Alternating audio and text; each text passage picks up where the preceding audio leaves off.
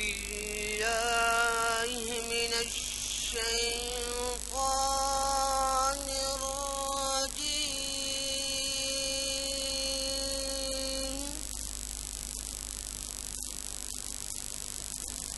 بسم الله الرحمن الرحيم.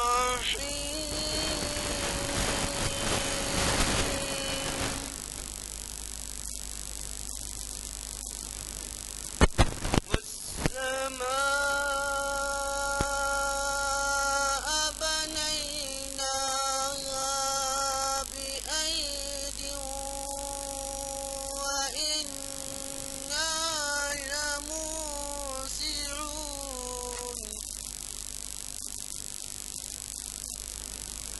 والأرض فرشناها فنعم الماهدون.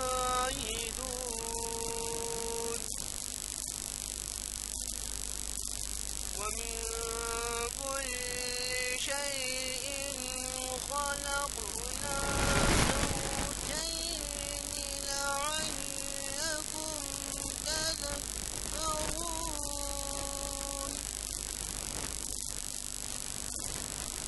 ففروا إلى الله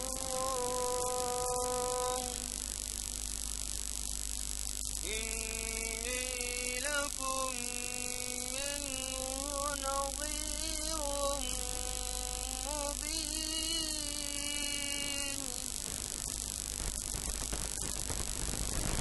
ولا تجعلوا مع الله إلها آخر إني لكم منه نظير مبين.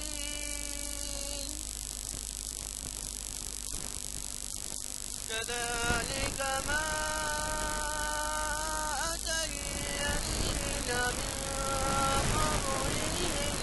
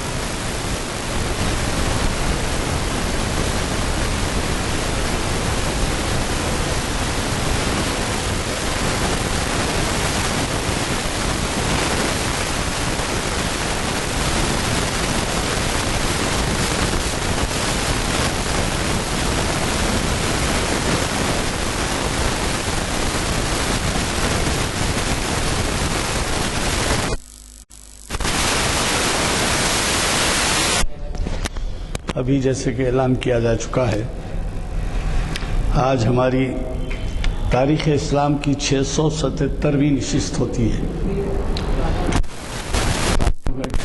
صرف اتنا بتا دوں کہ ہر سال 45 نشستیں ہوتی ہیں ایک سال میں، رمضان میں نہیں ہوتی ہیں، اور کوئی تہوار وغیرہ آ جائے، جیسے پرسوں 26 جنوری ہوئی تو پیر کو نہیں ہوئی، تو حساب لگا لیجئے کہ 677 کے معنی کیا ہیں، اب کون سے منزل میں ہیں۔ آج کی یہ محفل بعنوان اسلام 10ویں صدی میں، آپ کو خود اندازہ ہے کہ کن کن مرحلوں سے دین کا پھیلاؤ عمل میں آیا۔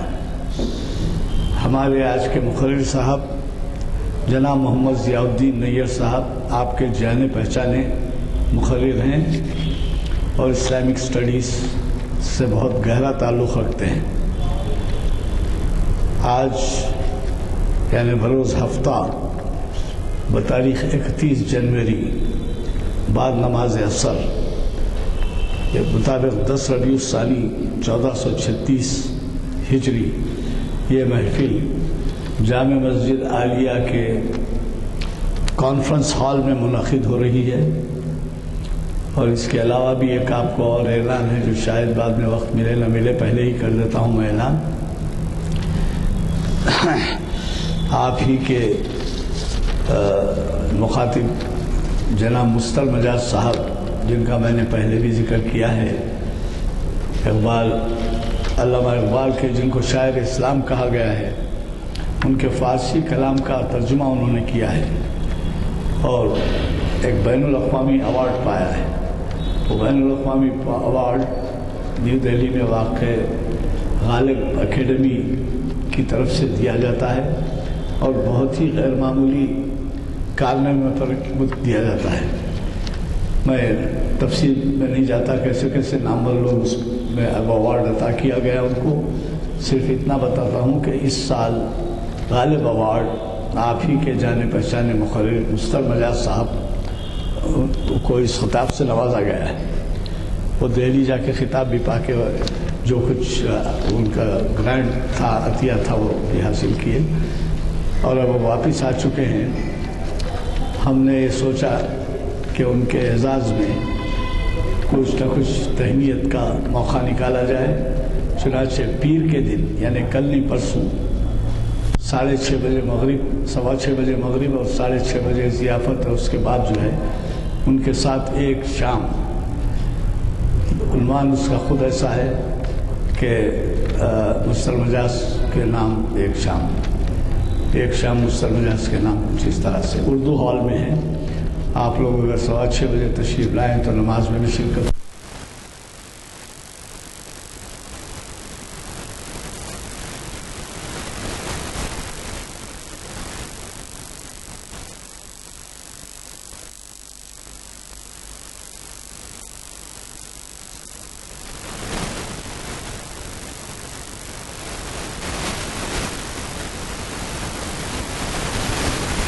لیجیے اس میں جو ہے تفصیلات ہیں نبی صلی اللہ علیہ وسلم کی کچھ چھوٹی سنتیں کے عنوان سے حافظ محمد اسحاق کمال قادری صاحب ہمیں پیر کے دن یعنی 2 فروری کو مخاطب کر رہے ہیں، اور ان کا خطاب ختم ہونے کے بعد یہاں سے آپ وہاں چلیں بہت اطمینان سے، مغرب کے وقت یہاں 6 بجے کے قریب چھوڑ دیتے ہیں تو 6:15 کو مغرب بھی پڑھ سکتے ہیں آپ، اگر نہ پڑھیں تو مغرب کے بعد میں تشریف لائیے۔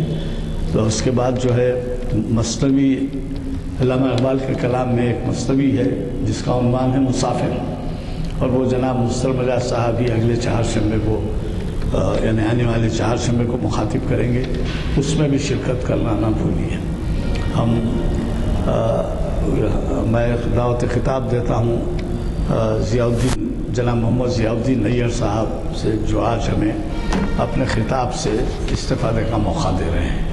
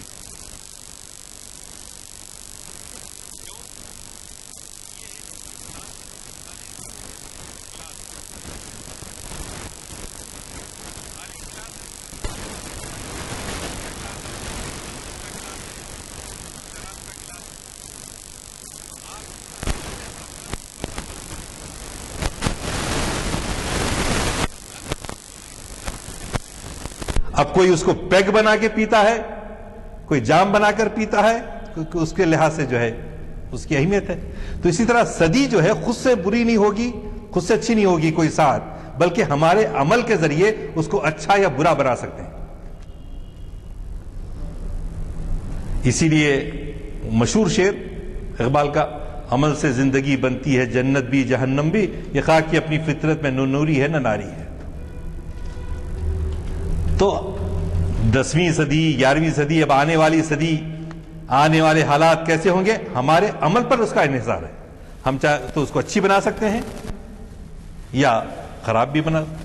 تو خود سے خود کوئی نحس نہیں ہوتی، منحوس نہیں ہوتی. ارے یہ صدی تو منحوس ہے بھائی، ایسا ہو گیا.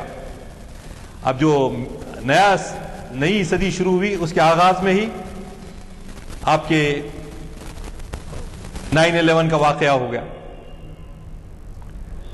اب اس سے یہ منسوب کرنا کہ نہیں، تو ہمارے عمل کی وجہ سے ہوتی ہے، ہمارے عمل. اسی لیے قرآن میں اللہ تعالیٰ نے فرمایا وَلَيْسَ لِلْإِنسَانِ إِلَّا مَا سَعَى، انسان کو وہی سب کچھ حاصل ہوتا ہے جس کے لیے وہ جدوجہد کرتا ہے. وَأَنَّ سَعْيَهُ سَوْفَ يُرَى ثُمَّ يُجْزَاهُ الْجَزَاءُ الْأَوْفَى، انسان کو صرف اپنی کمائی ہی ملے گی. سورہ نجم کی آیت. اور یہ کہ انسان کی صحیح بہت جلد دیکھ لی جائے گی. صحیح یعنی آپ کی کوشش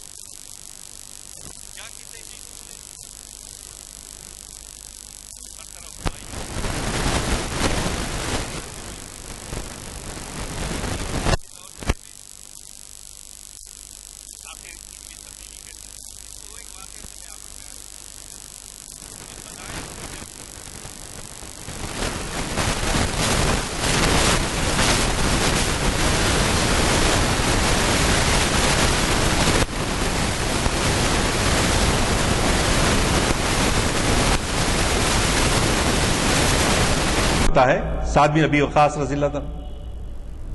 مدائن کی جنگ، رستم کا جو ہے تاج مرصع، ہیروں سے مرصع تاج اپنے کپڑوں میں چھپا کے لا کے جو ہے سعد بن وقاص کی خدمت میں رکھ دیتے ہیں.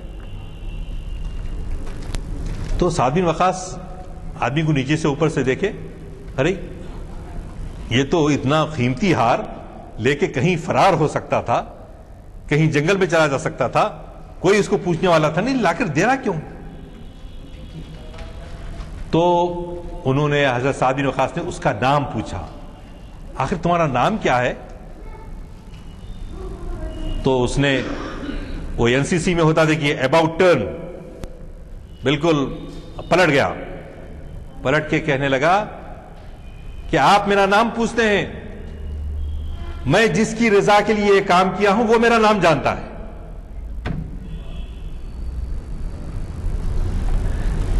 یہ ہے تقویٰ و طہارت، یہ ہے خشیت الہی، خدا کے سامنے جواب دہی کا احساس، اور واقعی اللہ کی رضا کے لیے کام کرنے کا جذبہ. ورنہ وہ لے کے چلے جاتا، کوئی پوچھنے والا نہیں.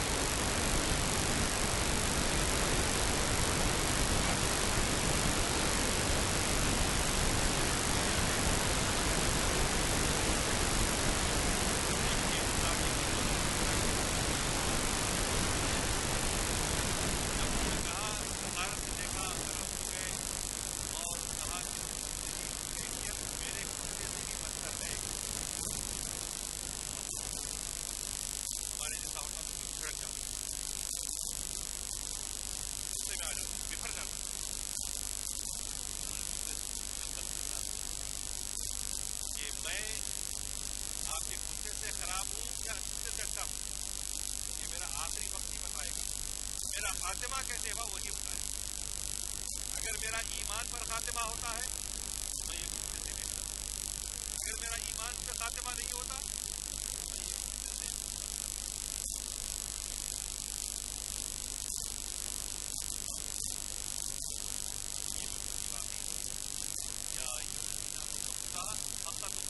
ولا تموتن الا وانتم حالت سے موت آئے تو ایمان کیا کرے. یہ ان لوگوں کی تمنا ہو. چنانچہ قلعے کا اثر تاتاری شہزادے کے دل پر اور اس نے کہا جیسا یہ اس طرح غالباً اقبال کا ہی ہے ہر از دل میٹھی عزت ہر از دل دلے میٹھی عزت پر دلے می ریزت. دل سے جو بات نکلتی ہے اثر رکھتی ہے اور نہیں الفاظ جو ہے ذہن سے معلوم ہو کے شہزادے کی جب میں تشہیر ہوں گا میرے پاس بات بیچارے خبر پیدا ہونے کے لیے آدمی جو تعلق اپنا مضبوط کرتا ہے وہی اس کے دل میں یہ کیفیت ہو سکتی ہے. وہی اس فکروں کو برداشت کرتا ہے اس توہین کو برداشت کرتا ہے. اس میں صبر نہ ہو اس میں لاہیت نہ ہو وہ بکھر جائے گا. انہوں نے کہا کہ تم جو ہے جب میں تخنشین ہو جاؤں گا ابھی بیچارے انتظار کر رہے ہیں کہ اس تخنشین کا ہوتا میں پہنچوں گا جاؤں گا جو ہے تخنشین ہونے سے پہلے گزر کے کامیاب پیارے ہونے سے وہ جب حالت سے سکرات میں تھے آخری حالت میں تھے تو اپنے بیٹے شیخ رشید الدین بلا کر کہا کہ دنیا میں تو اس دنیا سے اب گزر جا رہا ہوں میری زندگی میں تو یہ نہیں ہوا لیکن اگر کل کے روز یہ تاتاری شہزادہ تخنشین ہوتا ہے تو جا کر جو ہے یہ میرا پیغام پہنچانا ہے کہ میرے والد کا انتقام ایمان کے حق سے ہوا اور ان کے غصے سے بہتر تھا. شیخ رشید الدین صاحبزادے اب ان کو جو ہے ان کی زندگی میں تخنشین ہو گئے. اب سوچنا کیسا زمانے کی کوٹی میں جا سکتے تو ہمارے گھر ہم لوگوں کو کی طرف کبھی نہیں. ہر ایک دور رہتا ہے.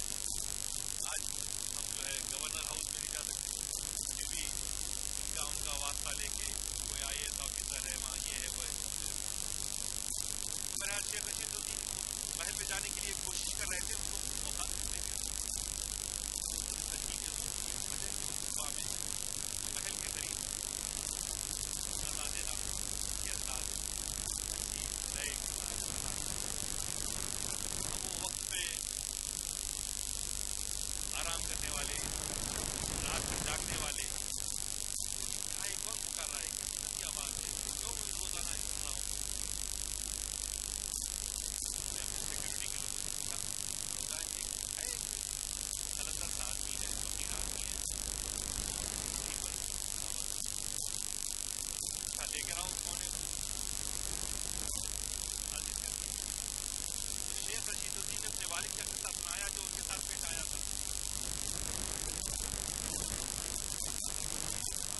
رائے ان کی اور میرے کوئی نہیں جانتا تھا. وہ یاد آ گئی بات. یاد آتے ہی انہوں نے اپنے وزیروں سے مشورہ کیا کہ میں جو ہے انتظام کیا ہے میں اسلام قبول کرنا چاہتا ہوں تمہاری کیا ہے. امیر توزون اور نوروز بیگ اور ان کے وزرا سارے جو ہے بولے سرکار ہم پہلے ہی مسلمان ہو چکے ہیں تو پہلے ہی مسلمان ہو چکے ہیں. چاچے جمعہ کے روز گئے مسجدوں میں تصویر ہاتھ میں اور سب جو ہے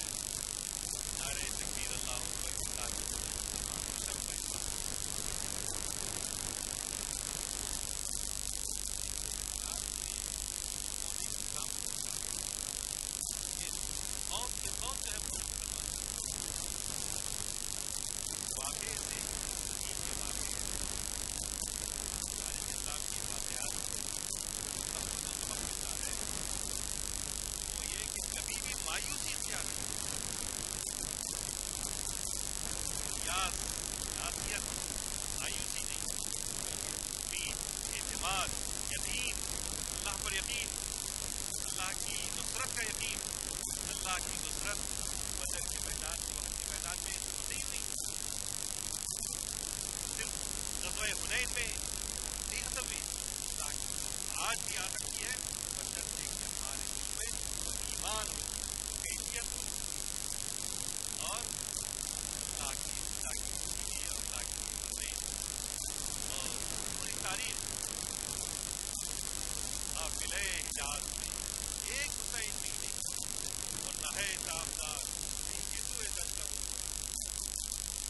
نظر افراد آپ کو پکار کر کہہ رہے ہیں کیسے قافلے یہاں پر آئے، کیا ان کا انجام ہوا، کیا کیا ان کے کارنامے رہے، اس طرح سے اس چیز کو بچایا انہوں نے، ہمارے گئے حیات میں بدر و حنین بھی ہے، صبر حسین بھی ہے، سلسلے دلیل بھی ہے، کوئی عشق کی کیفیت عشق مجازی نہیں بلکہ عشق حقیقی، اللہ سے اللہ والوں سے جو محبت جب تک وہ ہمارے دلوں میں پیدا نہیں ہوگی، ہمارے دل بھی خوف سے لرزنے لگیں گے، کیا ہوتا ہے نہیں معلوم، ہمارا ہندوستان میں آپ کیا ہے نہیں معلوم، کہاں کہاں جی نہیں، بلکہ ان تاریخی واقعات سے ہمیں سبق حاصل کرنا ہے کہ ہمیں اس میں اعتماد پیدا ہو، اللہ پر یقین پیدا ہوتا ہے، اللہ کی نصرت پر یقین پیدا ہوتا ہے، یہ سب سے بڑی حقیقت ہے، بہت ساری چیزیں معلوم کیا آتی رہتی ہیں، اللہ پر یقین، یہ جب نارے ہرا میں دشمن غریبہ ہو اور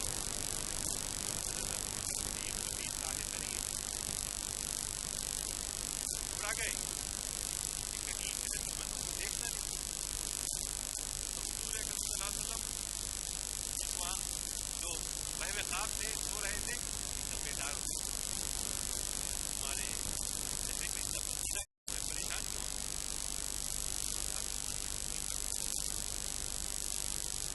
آپ کیا ایک پورے اطمینان اور یقین کے ساتھ کیا جواب دیا، لا تحزن ان اللہ معنا، اللہ کی یقین ہوگا اور سب سے بڑی بیماری جو ہے وہ خوف، ہمارے خوف نکالیں،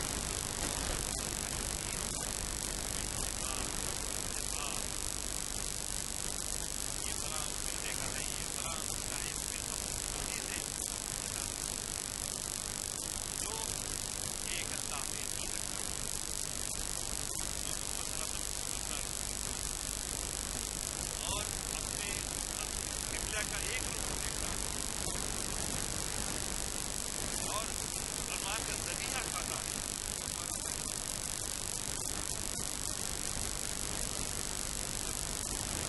ہماری باری میں معلومات دے دیتے ہیں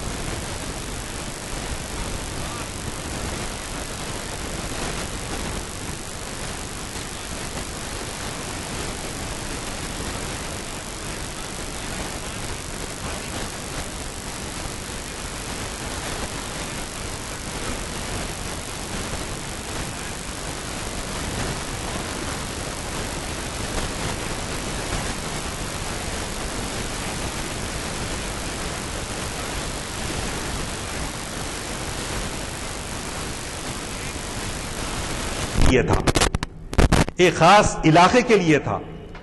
لیکن ہمارے نبی جو آئے، وَمَا أَرْسَلْنَاكَ إِلَّا كَافَّةً لِلنَّاسِ بَشِيرًا وَنَذِيرًا، ساری انسانیت کے لیے آپ بشیر و نذیر بنا کر آئے.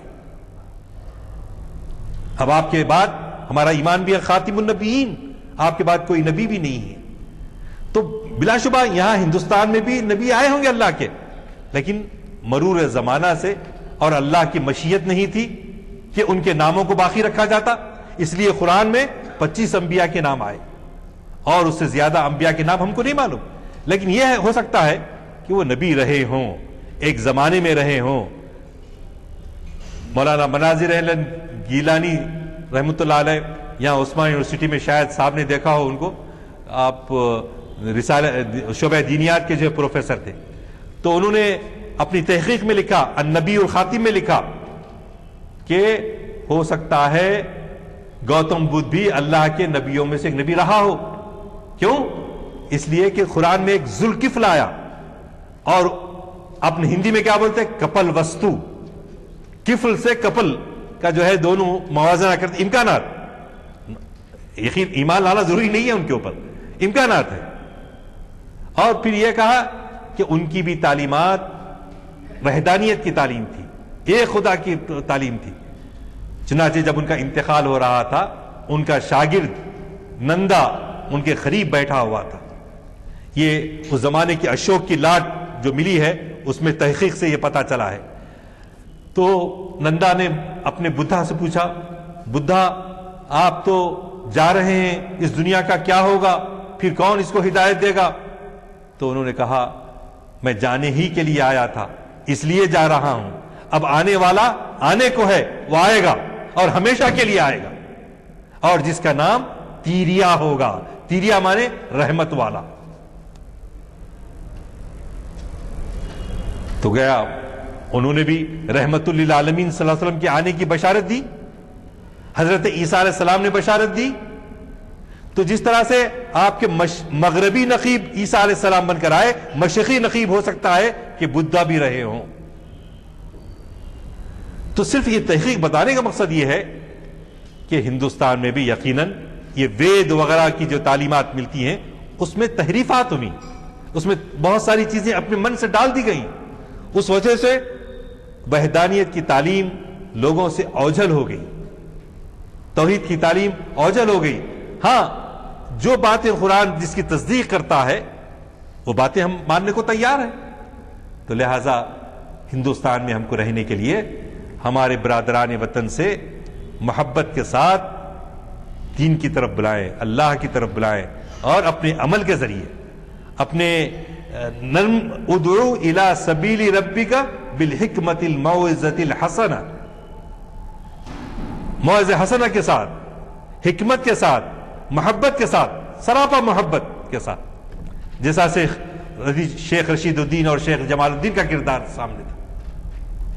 اگر ہم یہ کرتے ہیں تو یقیناً جو ہزاروں سال سے جو ہمارے برادران وطن اب تک بہت سارے جگہوں پہ ایسا ہے کہ ان کے کنویں کا پانی وہ نہیں پی سکتے،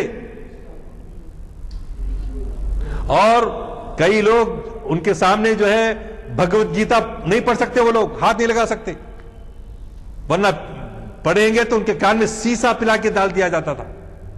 ایسا ظلم جو ہے یہاں پر ہمارے حقیقی ہندی باشندوں کے ساتھ ہوا. تو ہمارا یہ کام ہے کہ ان کو ان سے نجات دلائیں، ان کو بتائیں. تو حالات کتنے بھی دیگر گو ہوں، لیکن ہمارا ایمان اللہ پر، اللہ کی کتاب پر اور اپنے کردار پر ہونا بہت ضروری ہے. یہ جب تک نہیں ہوگا، اسی لیے اقبال کہتے ہیں کہ جب اکبر کے زمانے میں جب دین الہی کی بات چلی، وحدت ادیان کی بات چلی، تو اللہ نے ایک بندہ شیخ احمد سرہندی کو پیدا کیا، جن کو ہم مجدد الفسانی کے نام سے بھی یاد کرتے ہیں، جن کی پیدائش 971 عیسوی میں ہوئی اور 1034 میں ان کا انتقال ہوا. گویا 9ویں صدی ہجری کے 29 سال ملے اور 10ویں صدی ہجری کے 34 سال ملے. تو ایسے مرحلے پر اللہ نے ان کو پیدا کیا. اسی کو انہوں نے خراج تحسین پیش کیا. کہتے ہیں وہ ہند میں سرمایہ ملت کا نگہباں، وہ ہند میں سرمایہ ملت کا نگہباں، اللہ نے بر وقت کیا جس کو خبردار، گردن نہ جھکی جس کی جہانگیر کے آگے، جس کے نفس گرم سے ہے گرمی احرار. تو اللہ کے بندے ایسا پیدا ہوتے رہے. تو انہوں نے خطوط لکھ کر سرہند کے مقام پہ جو ہے لکھ کر بھیجتے تھے، اور وہاں پر عبد الرحیم خان خانہ، نواب مرتضی خان، یہ لوگ جو ہے اکبر کے دربار میں تھے. ان سے ان کی خط و کتابت ہوتی تھی اور ہدایت اس میں دیتے تھے. بہت سارے مسائل کے اندر وحدت ادیان کی وجہ سے کبھی ان کے پاس سے کچھ چیز لے رہے ہیں، کبھی ان کے پاس سے کچھ چیز لے رہے ہیں، کر کے جو کھچڑی بنا رہے تھے، اور اس نام پر کہ اب جو ہے یہ اسلام کے دن پورے ہو چکے، آؤٹ ڈیٹڈ ہو گیا مذہب. جیسا ہمارے پاس کمیونسٹ کہتے ہیں اور بہت سارے نوجوان باز یہ کہتے ہیں کہ نہیں بھائی اب وہ پرانا قصہ، اب نیا زمانہ آ گیا، نئے زمانے کے نئے تقاضے ہیں. تو ہمارے اصل میں ہمارا ایمان کمزور ہے. ہمارے پاس اللہ نے جب قرآن کی حفاظت کا ذمہ خود لیا ہے، اب قانون اگر بنانا ہے تو کسی کو کرولریز کے طور پہ ہو سکتا ہے آپ قرآن سے استنباط کرتے چلے جائیں، یہ الگ بات ہے، لیکن بنیادی احکامات قرآن کے اندر دے دیے گئے، اس میں تبدیلی ممکن نہیں ہے، اس میں تبدیلی ہم برداشت نہیں کر سکتے کوئی مسلمان. اور جس کتاب کا حفاظت کی ذمہ داری اللہ نے لی ہے، نحن نزلنا الذکر وانا لہ لحافظون، ہم نے اس ذکر کو نازل کیا اور ہم اس کی حفاظت کی ذمہ داری لیتے ہیں. تو پھر کیسے جو ہے ایسے قانون کو رکھنے کے بعد ہم کو ہمارے نبی کے جو کارٹون بنائے جاتے ہیں، پیرس میں، ڈنمارک میں، سویڈن میں، اور مغرب کے نام نہاد جمہوریت کا نعرے لگانے والے، سیکولرزم کا نعرہ لگانے والے خود اپنے رسول کی بلاسفیمی کے جو ہیں ان کی حمیت مر گئی ہے، بے حمیت اور بے غیرت ہو گئے کہ حضرت عیسیٰ علیہ السلام کو زانی ہے کہہ کر ایک کتاب اٹالین میں لکھی گئی، استغفر اللہ العظیم، اور بلاسفیمی کا قانون ان کے پاس ہے، لیکن وہ کسی سب سے بیسٹ سیلر کتاب اس کو کہا گیا. دنیا کا سب سے بڑا مذہب وہ ہے، اگرچہ کہ حضرت عیسیٰ علیہ السلام ایک چھوٹے سے کنان کے علاقے میں تبدیلی لانے کے لیے آئے تھے، لیکن ان کے مذہب کو آج 4 دانگے عالم میں پھیلانے کی صحیح کی جا رہی ہے. اور جن کا حال یہ ہے کہ اپنے رسول کی عصمت کا ان کو خیال نہیں. اب ان کو کہاں سمجھیں گے محمد رسول اللہ کے بارے میں؟ وہ یہی سمجھتے ہیں کہ اگر حضرت عیسیٰ علیہ السلام بھی ہیں تو زیادہ سے زیادہ ان کا کام میسنجر حضرت جبرائیل علیہ السلام اللہ میاں پہ کے صلاح بائبل وہاں دے دیے، اس کے بعد کی زندگی ان کے لیے کوئی نمونہ نہیں، اور ان کی زندگی ان کی محفوظ بھی نہیں ہے ان کے پاس، جبکہ ہمارے پاس رسول اللہ کی زندگی پوری محفوظ ہے، وہ چلتا پھرتا قرآن ہے.